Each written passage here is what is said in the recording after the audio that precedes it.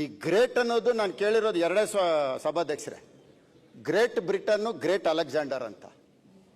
ಅಂಥದ್ರಲ್ಲಿ ಇನ್ನೊಂದು ಗ್ರೇಟ್ ಅಂತ ಕೇಳ್ತಾ ಇದ್ರೆ ಗ್ರೇಟ್ ಡಿ ಕೆ ಶಿವಕುಮಾರ್ ಅವರು ಇವತ್ತು ಗ್ರೇಟರ್ ಬೆಂಗಳೂರು ಬೀಳ್ತಾ ಇದ್ದಾರೆ. ಬಹಳ ಸಂತೋಷ. ಯಾಕೆ ಮಾತು ಹೇಳ್ತೀನಿ ಅಂದ್ರೆ, ಬೆಂಗಳೂರಿನ ಬಹಳ ಹತ್ತಿರದಲ್ಲಿ ನೋಡಿರೋರು ಯಾರಾದರೂ ಇದ್ರೆ ಅದರಲ್ಲಿ ಡಿ ಕೆ ಶಿವಕುಮಾರ್ ಅವರು ಒಬ್ರು ಆಗ್ತಾರೆ. ಬೆಂಗಳೂರಿನಲ್ಲಿ ಬಹುಶಃ ಅವರು ಓಡಾಡುವಾಗ ಎಲ್ಲೂ ಸಹ ಒನ್ ವೇ ರೋಡ್ ಇರಲಿಲ್ಲ, ಎಲ್ಲ ಟೂ ವೇನೇ ಇದ್ದಿದ್ದು. ಯಾಕಂದ್ರೆ ನಾನು ಹತ್ತಿರದಿಂದ ನೋಡಿರೋನು, ನನಗೆ ತುಂಬ ಚೆನ್ನಾಗಿ ಗೊತ್ತಿದೆ. ಈ ಟೂ ವೇ ರೋಡ್ ಇದ್ದ ಮೇಲೆ ನಿಧಾನ ಹಂತವಾಗಿ ಮೇಕ್ರಿ ಸರ್ಕಲ್ಲೇ ಇರಲಿಲ್ಲ ನಮಗೆ. 1986 ಸಾರ್ಕ್ ಸಮ್ಮೇಳನ ಆದಾಗ ಬೆಂಗಳೂರು ಎಲ್ಲರ ಕಣ್ಗೂ ಬಿದ್ದಿದ್ದು. ಅಲ್ಲಿವರೆಗೂ ಬೆಂಗಳೂರು ಯಾರಿಗೂ ಬಿದ್ದಿರಲಿಲ್ಲ.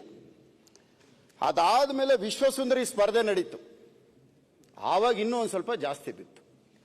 ಅದಾದಮೇಲೆ 2001 ITBT ಬಂತು, ಇಡೀ ಪ್ರಪಂಚ ನೋಡಂಗಾಯ್ತು. ಒಟ್ಟು ಬೆಂಗಳೂರು ನಡ್ಕೊಂಬರ್ತಾ ಇರೋದು.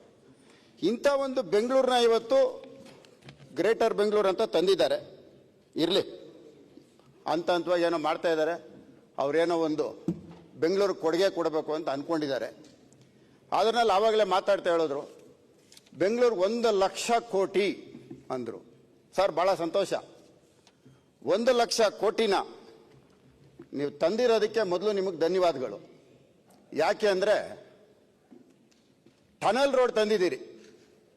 ನಾನು ಬರೀ ಗ್ರೇಟರ್ ಬೆಂಗಳೂರು ಬಗ್ಗೆ ಮಾತ್ರ ಮಾತಾಡ್ತೀನಿ, ಸುಮ್ಮನೆ ಒಂದೆರಡು ಮಾತು ಹೇಳಿರ್ತೀನಿ. ಟನಲ್ ರೋಡ್ ಮಾಡೋದಕ್ಕೆ 45 ಎಕರೆ ಲ್ಯಾಂಡ್ ಅಕ್ವಿಜಿಷನ್ ಆಗಬೇಕು, 40,000 ಕೋಟಿ. ಇವ್ರು ತಂದಿರೋಂಥದ್ದು ಟನಲ್ ರೋಡು 16.78 ಕಿಲೋಮೀಟರ್ ಮಾತ್ರ, 16.78 ಕಿಲೋಮೀಟರ್. ಇದಕ್ಕೆ ಟೋಲ್ ಕಲೆಕ್ಟ್ ಮಾಡೋದಕ್ಕೆ 282 ರೂಪಾಯಿ ಬರುತ್ತೆ. 16 ಕಿಲೋಮೀಟರಲ್ಲಿ ಹೋಗ್ಬೇಕು ಅಂದ್ರೆ ಯಾರಾದರೂ 282 ರೂಪಾಯಿ ಬರುತ್ತೆ ಒಂದು ಕಿಲೋಮೀಟರ್ಗೆ, ಆ ಒಂದು ಟೋಲಲ್ಲಿ ಹೋಗೋದಕ್ಕೆ. ಇದು ಟನಲ್.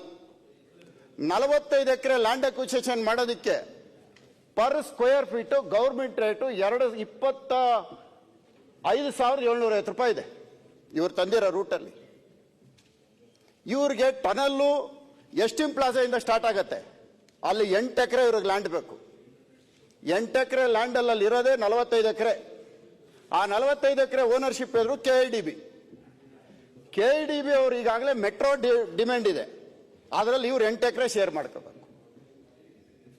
ನಾನು ಅದ್ರ ಬಗ್ಗೆ ಚರ್ಚೆಗೆ ಹೋಗಲ್ಲ, ಇನ್ನು ಮುಂದಕ್ಕಿದೆ ಚರ್ಚೆಗೆ. ಅದಾದ್ಮೇಲೆ ಎಲಿವೇಟೆಡ್ ಕಾರಿಡಾರ್ ತಗೊಂಡ್ಬಂದಿದ್ದಾರೆ, 15,000 ಕೋಟಿ ಲೋನ್. ಸಭಾಧ್ಯಕ್ಷರೇ, 280 ಕೋಟಿ ಈಜಿಪುರ, ಹೆಚ್ಚು ಕಮ್ಮಿ ಇವಾಗ 11 ವರ್ಷ ಆಯಿತು. 2.2 ಕಿಲೋಮೀಟರ್ 2.2 ಕಿಲೋಮೀಟರ್ ಎಲಿವೇಟೆಡ್ ಕಾರಿಡಾರ್. ಒಂದು ನಿಮಿಷ 2018ರಲ್ಲಿ ಪ್ರಾರಂಭ ಆಗಿದ್ದು, ಒಂದು ವರ್ಷದಲ್ಲಿ 32% ಕೆಲಸ ಆಯಿತು. ಆಮೇಲೆ ನಿಮ್ ಸರ್ಕಾರ ಬಂದ್ಮೇಲೆ ಅಣ್ಣ, ನಾನು ನಮ್ದು ನಿಮ್ದು ನಮ್ಮ ಪ್ರಶ್ನೆ ಇಲ್ಲ, ನಿಂತೋಗಿದ್ ಕೆಲಸ ಈಗ ಮತ್ತೆ ಸ್ಟಾರ್ಟ್ ಮಾಡಿದ್ವಿ. ಅಣ್ಣ, ನಾನು ಬೆಂಗಳೂರು ಬಗ್ಗೆ ಮಾತಾಡ್ತಾ ಇದ್ದೀನಿ. ಇಲ್ಲಿ ಯಾವ ಸರ್ಕಾರ ಇತ್ತು, ಯಾರು ಈಗ ತಾವು ಉಸ್ತುವಾರಿ ಸಚಿವರಿದ್ರಿ. ಮುನಿರತ್ನವರೇ, ನಾನು ಅದ್ರ ಬಗ್ಗೆ ಮಾತಾಡಲ್ಲ. ಅಲ್ಲಲ್ಲ, ಈ ಬಿಲ್ಲಿಗೆ ಸಂಬಂಧಪಟ್ಟಾಗೆ ಏನಿದೆ ಅದನ್ನ ಮಾತಾಡಿ. ಬೇರೆ ನಿಮ್ಗೆ ರಾಜ್ಯ ಭಾಷಣ ಬಜೆಟ್ ಮೇಲೆ ಮಾತಾಡ್ಲಿಕ್ಕೆ ಅವಾಗ ಮಾತಾಡಿ. 15,000 ಕೋಟಿ, 40,000 ಕೋಟಿ, 45 ಎಕರೆ ಲ್ಯಾಂಡ್ ಅಕ್ವಿಜಿಷನ್.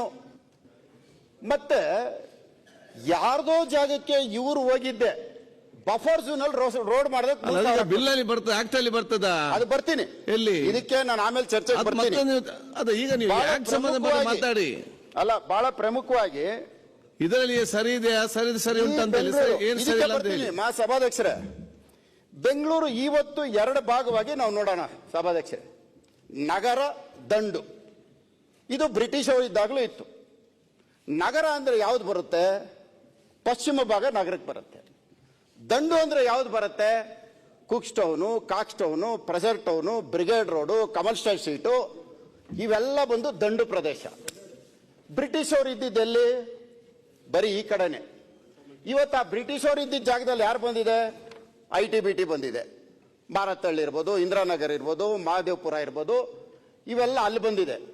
ನಾವು ನಗರ ಪ್ರದೇಶದವ್ರು ನಾವ್ಯಾರು? Binny mill, Raja mill, Minerva mill, soap factory, Mysore lamp, ಕಿರ್ಲೋಸ್ಕರ್ರು. ಏನಕ್ಕೆ ನಾವು ನಗರ ಪ್ರದೇಶದಲ್ಲಿ ಈ ತರ ಇದ್ವಿ? ಇಲ್ಲೆಲ್ಲ ಬಂದಿದ್ದ ಉದ್ದೇಶ ಬಡತನ, ಕೂಲಿ ಕಾರ್ಮಿಕರು ಸಿಗ್ತಾ ಇದ್ದಂತ ಪ್ರದೇಶ.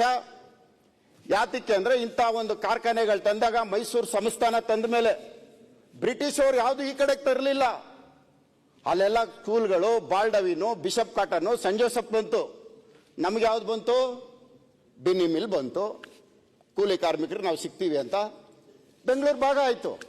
ಆವತ್ತಿಂದ ಬೆಂಗಳೂರು ಪಶ್ಚಿಮ ಬಡತನದಲ್ಲೇ ಇದೆ, ಶ್ರೀಮಂತಿಕೆಯಲ್ಲಿಲ್ಲ.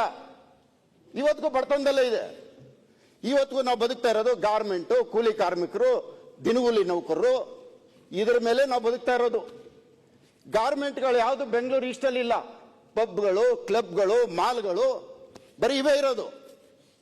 ನಮ್ಮಲ್ಲಿದ್ದಂಥದ್ದು ಇದು ಪರಿಸ್ಥಿತಿ. ಇವತ್ತು ಬೆಂಗಳೂರು ಇವ್ರು ಭಾಗ ಮಾಡ್ತಾ ಇರೋದ್ರಲ್ಲಿ ಬ್ರಿಟಿಷ್ ಅವ್ರ ಕಾಲದಿಂದ ಹಿಡಿದು ಶ್ರೀಮಂತಿಕೆಯಲ್ಲೇ ಬದುಕ್ತಾ ಇದ್ದಾರೆ. ಇವತ್ತಿಗೂ ಶ್ರೀಮಂತಿಕೆಯಲ್ಲ ಪಾಲಿಕೆ. ನಮ್ಮ ಪಾಲಿಕೆ ನೀವೇನು ಹೊಡಿತಾ ಇದ್ದೀರಿ, ಇದು ಮತ್ತೆ ನಾವು ಬಡತನದಲ್ಲೇ ಇರ್ತೀವಿ.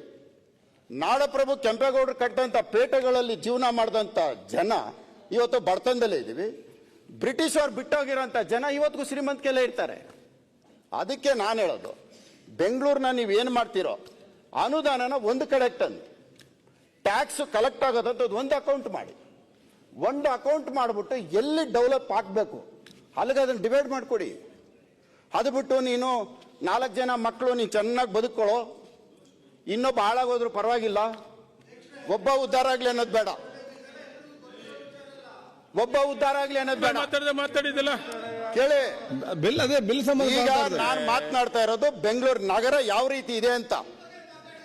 ನಿಮ್ಮ ಕೇಳಿ, ಬೆಂಗಳೂರು ನಗರ ಯಾವ ರೀತಿ ಇದೆ ಅಂತ ಹೇಳ್ತಾ ಇದ್ದೀನಿ. ಬೆಂಗಳೂರು ನಗರ ಬೆಳೆದು ಬಂದಿದ್ದು ಹೇಳ್ತಾ ಇದ್ದೀನಿ. ಇವತ್ತು ಕೋಶಿಶು ನಮ್ಮ ಹತ್ರ ಇಲ್ಲ, ಥಾಮಸ್ ಕೆಫೆ ನಮ್ಮ ಹತ್ರ ಇಲ್ಲ. ಇವತ್ತು ತಗೊಂಡ್ರೆ ನಿಮ್ಮ ಹತ್ರ ಇದೆ. ಟ್ಯಾಕ್ಸ್ ನಿಮ್ಗೆ ಎಷ್ಟು ಬರ್ತಾ ಇದೆ ನೋಡಿ, ಬಿಲ್ ಟ್ಯಾಕ್ಸ್ ಎಷ್ಟು? ಅದಕ್ಕೂ ಏನು ಪುಣ್ಯ ಮಿನರ್ವಾ ಮಿಲ್ಲು ಮೈಸೂರು ಮಹಾರಾಜರು ಅವತ್ತು ಕೊಟ್ಟಿದ್ರು. ಯಾವುದೋ ಪುಣ್ಯ ನಮ್ಮ ಉಪ ಮುಖ್ಯಮಂತ್ರಿಗಳಿಂದ ನಾವು ಲುಲ್ಲು ಮಾಲ್ ನೋಡಿ ಅಲ್ಲಿ ಪಿಕ್ಚರ್ ನೋಡಕ್ ಹೋಯ್ತೀವಿ. ಯಾಕೆ ನಾನು ಪ್ರೊಡ್ಯೂಸರು, ಅದೊಂದು ಆಯ್ತು. ಏನೋ ರಾಜ ಮಿಲ್ಲು ಅದು ಮಂತ್ರಿ ಮಾಲ್ ಆಯ್ತು, ಅದೊಂದು ಸಿಕ್ಕಿದೆ. ಆಯ್ತು, ಇದು ಬಿಲ್ ಸರಿ ಉಂಟಾ ಕಿರ್ಲಸ್ಕರ್ ಇತ್ತು.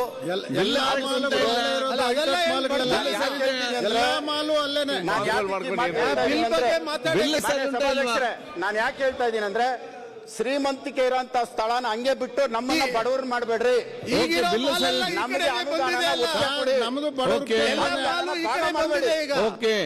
ಅನುದಾನನ ಒಟ್ಟಿಗೆ ತಂದು ಒಂದು ಅಕೌಂಟ್ ಮಾಡಿ, ಸರಿ, ಒಂದು ಅಕೌಂಟ್ ಮಾಡಿ. ಒಂದು ಅಕೌಂಟ್ ಅಲ್ಲಿ ಇತ್ತು ಎಲ್ಲಿ ಬಡತನ ಇದೆ ಅಲ್ಲಿಗೆ ಹೆಚ್ಚಿಗೆ ಕೊಡಿ.